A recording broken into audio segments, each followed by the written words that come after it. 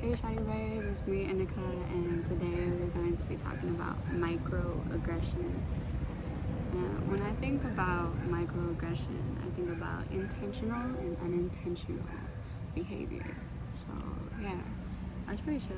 I mean, it can go many different ways, right? It could be environmental, like situations, so assumptions, preconceived notions, passive aggressive behaviors, commenting about someone's race or like their cultural background or anything like that.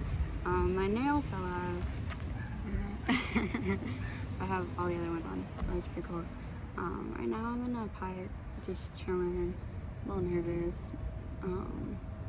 Set you up on my little tripod. That's pretty cool. Yeah. But okay, so you got races, cultures, and beliefs or genders. So beliefs would fall into like, let's say, spirituality. An example of that would be, a lot of people believe that, spiritual people are very woohoo and this and that, and maybe we are, but at the same time, just because you don't believe what I believe, that does not mean that what I am going by is wrong or right. It's just my truth, and it works for me, and it may not work for you. So that's interesting. It's pretty interesting. We're all like very different, and sometimes when there's microaggression going on, it isn't intentional. People are just, they can be ignorant, or they could be very curious about somebody else because they've never seen someone like you before or experienced somebody like you before. I've definitely experienced microaggression when it comes to like the way I appear, or like my locks, for example. I have some dreadlocks. I've had dreadlocks for like 2 years, and when my hair is down, you can't tell because they're curly. They're curly locks, but what I've noticed is there's a lot of Caucasian people around me in this area, and that's cool, we're all living amongst each other. But when I put my hair up, there's questions being asked about like, oh, where'd you do your hair? Or there's some rude comments, and they're trying to be funny about how my hair looks. And it is what it is. You take it with a grain of salt. You defend yourself. That's how I see it. Defend yourself. Sometimes you let it go.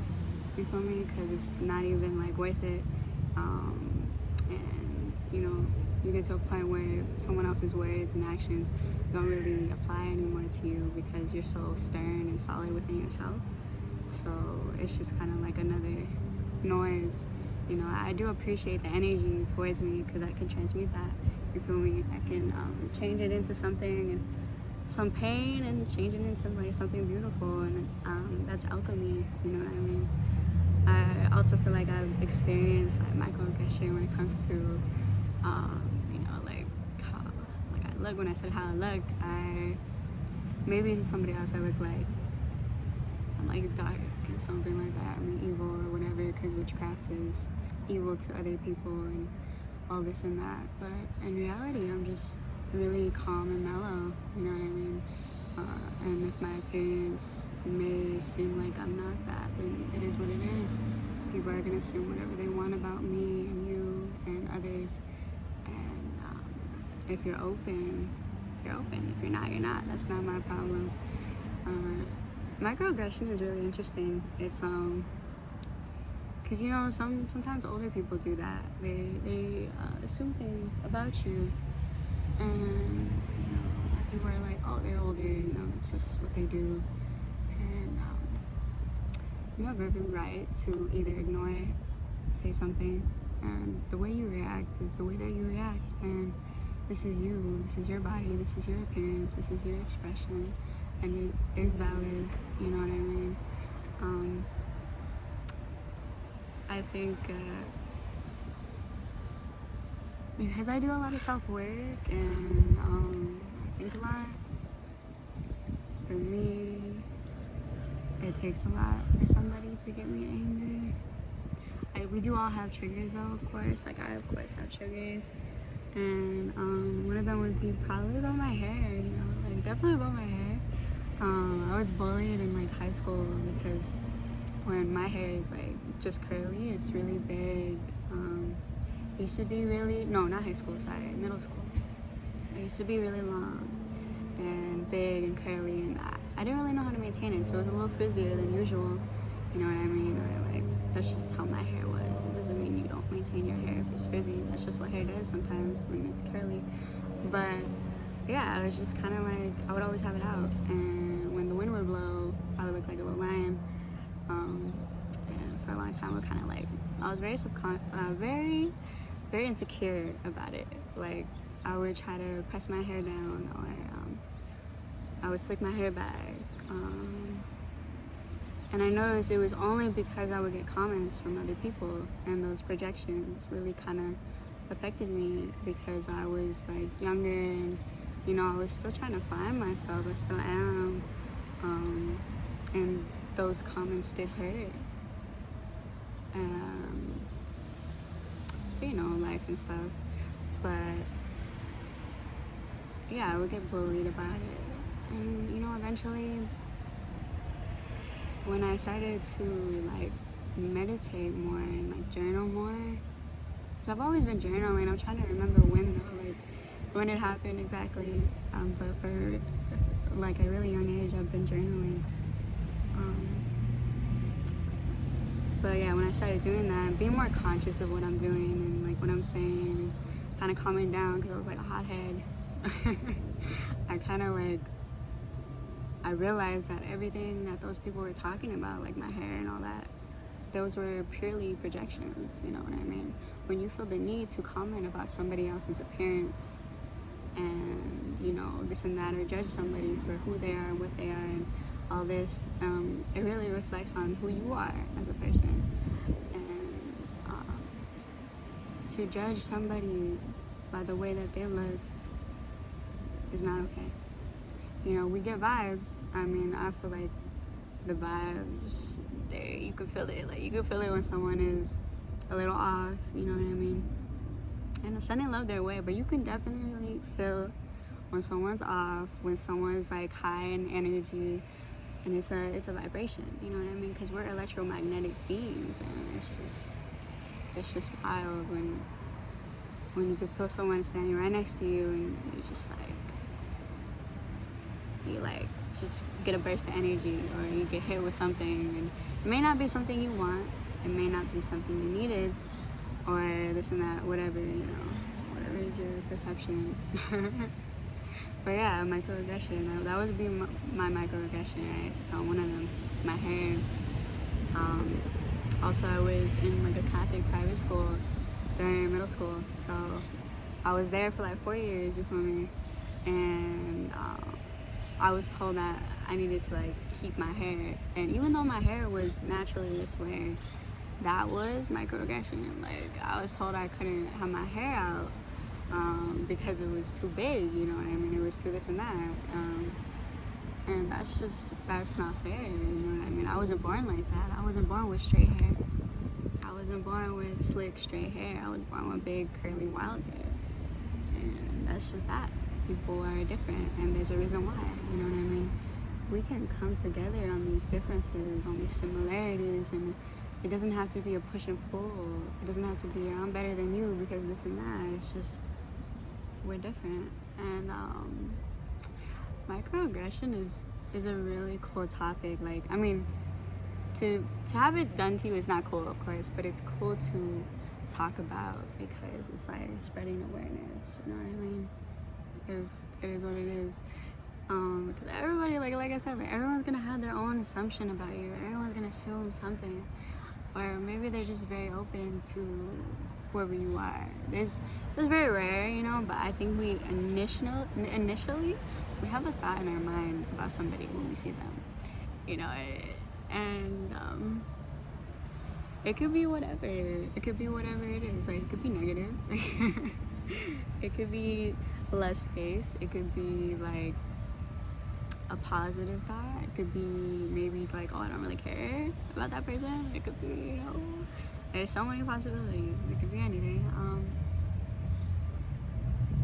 Microaggression, I feel like thinking before you speak on something is so valid. Like, reflect on what you're feeling, reflect on the words, reflect blah blah blah blah blah. Just do some reflection before you decide to comment on someone else's appearance, because the reality is are you, you know, like if you see somebody that's, you know, not put together in your mind, make a comment, maybe reflect on yourself and be like, am I put together? Maybe I look put together on the outside, but inside, am I? No? Then maybe I shouldn't have said anything at all. You feel me? Like, it's just kind of like, yo, like, chill. And, you know, people, like, I feel like we all do it. I don't mean to assume, maybe you don't. But for me personally, I do it. I don't do it as much as I used to. You know what I mean? Because I do think a lot, and I try my best to do better and fix my behavior and apologize and take accountability and own up to my mistakes and all that other shit, you know, like that good shit. But it sometimes it takes people time. You know, egos are there, and there's different sides to it, and that's how it is sometimes, you know. It's all based on, do you want to understand? Do you want to do the work? Do you want to do this? Do you want to do that? Like, what is your truth, and how do you stand in it, and how do you want to move in it? Because mine can be completely different from your own. So yeah, yeah, reflection helps prevent microaggression, you know what I mean? Oh, passive aggressive comments. So when it's intentional, maybe unintentional too, like some people don't realize it like that. That doesn't justify anything, but it brings an understanding, right, and clarity for your own self when you do understand somebody, or you can, or you have that capability to, you know what I mean? If you want to, all up to you. Everything depends, right? But passive aggressive energy is just kind of like, it's like tone, it's like a compliment sandwich, like where it's, they compliment you and then they insult you and then they compliment you, and it's kind of like, yo, wait, that wasn't cool, like I didn't forget about that insult you put in there. And it's just like, all I can really say is like, it's just a projection, like it's just how they see themselves, and that's why they're doing that. I mean, they have something going on with themselves, and I'm sorry that you got the other end of that stick, you know, like that's not cool. But I know for sure I've done it before, and you know, it happens, and you just kind of fix it, you know, if you want to. But yeah, there's gonna be all types of behaviors going on, because I mean, everybody's on their own journey as well. Like, you know, like some people move different, and it may not be in a good way. So I don't know. Like that also depends. Like, what is my idea of a good way? So right, like it's just fun talking about different things like this, because I have my own perspective, and you know, it's just me. I'm just here. What helps me like deal with this type of energy towards me, because I do experience it daily, or almost every day, is just doing your own thing, focusing on you, doing the habits that you're doing, your craft, buckling down, doing what makes you happy, doing what stabilizes you, doing what helps you grow, doing what grounds you. Because once you're grounded, once you're stable, once you're this and that, you're calmer and you think clearer. And when someone throws something your way, you may be responding like, yo, you could either be defending yourself, like, hey, that wasn't cool, I didn't appreciate that. Or you could just walk away in that moment. You know, it's always up to you on how you want to approach something like that. I personally feel like if it's something that really hurt you, you have every right to talk and say, hey, you know, like, defend yourself. And, you know, sometimes that might be in anger, that might be very calm, that might be whatever way that you feel like you need to express yourself. Do it. That's your way of defending you. I find it when I'm defending myself verbally and I decide to speak, I find that like me being a little witty or like cunning about something kind of makes me feel better. or kind of being like, oh, thank you, you know, like if someone insults me and it's like a microaggressive, like it's a comment like that, I either say thank you, appreciate it, or if they're like, you know, like I would ask them questions and maybe kind of like make them reflect about it in a way. Like I would say something that would make them reflect, and that's just me, right? And I do it because that's how I defend myself, you know, because I ultimately I realize that this person is doing this because there's something going on with them, and no, my intention is not to hurt them, but I am going to defend myself. And you know, if me defending myself is gonna hurt them, then that's too bad, because you know, I'm just trying my best, and I'm sure they are too. But yeah, it's just like taking no bullshit, right? Even if you understand, just do your thing. But that's my little take on that microaggression. I'm sure there's more words to be said, but in this moment, this is all I got for you guys, and I appreciate you tuning in the comments. Also, my last video did really well on the Goodwill little thrift haul. Do you guys like that stuff? Like, let me know. That's cool. I mean, I can already tell that you like it because I got a little more views than usual on there and some likes, and I do appreciate that. And then I got some like follows, like subscribers. So that's really cool. Thank you so much for that. But yeah, I'm just gonna sing. I have my guitar with me. There's a spider right here.